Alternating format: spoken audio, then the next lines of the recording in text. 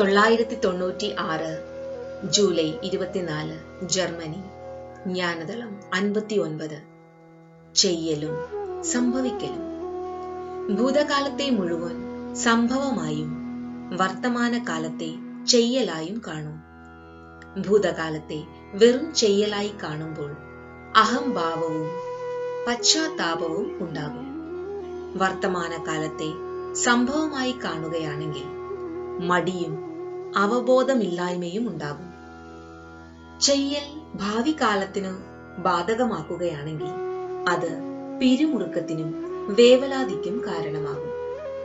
സംഭവിക്കൽ ഭാവി കാലത്തിന് ബാധകമാക്കുകയാണെങ്കിൽ അത് അല്പം ആത്മവിശ്വാസവും ഒപ്പം അലസതയും സൃഷ്ടിച്ചേക്കാം. സംഭവിക്കൽ ഭൂതകാലത്തിന് ബാധകമാക്കൂ, ചെയ്യൽ വർത്തമാനകാലത്തിന് ബാധകമാകട്ടെ. ഭാവി കാലം ഇത് രണ്ടിന്റെയും മിശ്രിതമാണ്. ജ്ഞാനി സംഭവിക്കൽ ചെയ്യലും ചെയ്യൽ സംഭവിക്കലും ഒരേ സമയത്ത് കാണും. 100% ചെയ്യുന്ന ആൾക്ക് മാത്രമേ സംഭവിക്കൽ തിരിച്ചറിയാൻ കഴിയുകയുള്ളൂ. നിങ്ങൾക്ക് ഇപ്പോൾ ആശയക്കുഴപ്പമുണ്ടായോ? ഒരുപാട് ജോലി ചെയ്യുന്ന ആൾ താൻ ഒരുപാട് ചെയ്തു എന്ന് ഒരിക്കലും പറയുകയില്ല. താൻ ഒരുപാട് ജോലി ചെയ്തു എന്ന് ഒരു വ്യക്തി പറയുകയാണെങ്കിൽ അയാൾക്ക് ഇനിയും ചെയ്യാൻ കഴിയും എന്നാണ് അർത്ഥം. അയാൾ വേണ്ടത്ര ചെയ്തിട്ടില്ല.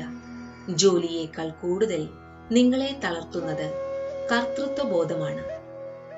കർത്തൃത്വബോധമില്ലാതെ ചെയ്യലിൽ 100% നിങ്ങളുടെ എല്ലാ കഴിവുകളും ബാക്കിയുള്ളവർക്ക് വേണ്ടിയാണ്. നിങ്ങൾക്ക് നല്ല ശബ്ദമുണ്ടെങ്കിൽ അത് ബാക്കിയുള്ളവർക്ക് വേണ്ടിയാണ്. നിങ്ങൾ നന്നായി പാചകം ചെയ്യുമെങ്കിൽ അത് ബാക്കിയുള്ളവർക്ക് വേണ്ടിയാണ്. നിങ്ങൾ നല്ല ഒരു പുസ്തകം എഴുതുന്നുവെങ്കിൽ അത് ബാക്കിയുള്ളവർക്ക് വേണ്ടിയാണ്. നിങ്ങൾ സ്വന്തം പുസ്തകം ഇരുന്ന് വായിക്കാറില്ലല്ലോ. നിങ്ങൾ നല്ല ആശാരിയാണെങ്കിൽ അത് ബാക്കിയുള്ളവർക്ക് വേണ്ടിയാണ്. നിങ്ങൾ നല്ല ശസ്ത്രക്രിയാ വിദഗ്ധനാണെങ്കിൽ അത് ബാക്കിയുള്ളവർക്ക് വേണ്ടിയാണ്. നിങ്ങൾക്ക് നിങ്ങളെ തന്നെ ഓപ്പറേഷൻ ചെയ്യാൻ കഴിയില്ലല്ലോ. നിങ്ങൾ സ്കൂൾ ടീച്ചറാണെങ്കിൽ അത് ബാക്കിയുള്ളവർക്ക് വേണ്ടിയാണ്. നിങ്ങളുടെ എല്ലാ പ്രവൃത്തികളും കഴിവുകളും ബാക്കിയുള്ളവർക്ക് വേണ്ടിയാണ്. സ്വന്തം കഴിവുകൾ ഉപയോഗിക്കൂ, അല്ലെങ്കിൽ അത് ഇനി നിങ്ങൾക്ക് ലഭിക്കുകയില്ല. ജയ് ഗുരുദേവ്.